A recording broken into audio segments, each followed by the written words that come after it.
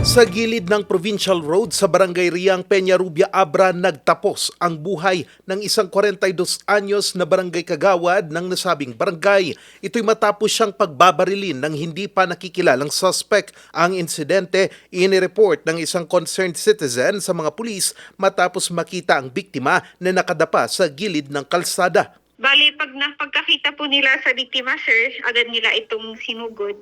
Isinugod nila po sa Abra Provincial Hospital, ngunit dineclare din po na dead on arrival ng ating attending physician. Ayon sa PNP, galing ang biktima sa sitio Lingsat ng nasabing barangay at papunta ito sa sitio Dapiat ng pagbabarilin ng hindi pa nakikilalang suspect. Bagamat nai-report ng alas 8:51 ng umaga ang insidente, posibleng naganap daw ang pamamaril bandang alas 8:40 o mas maaga pa. Po, sir, bali hindi po na-identify ang ating suspect.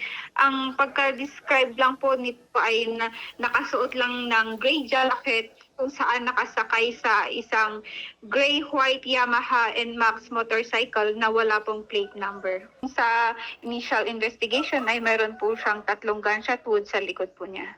Nagsagawa naman ng checkpoint ang mga pulis para agad na mahuli ang suspect. Iniimbestigahan na ng PNP ang motibo sa pagpatay sa biktima. Charles Nicolimon, RNG News.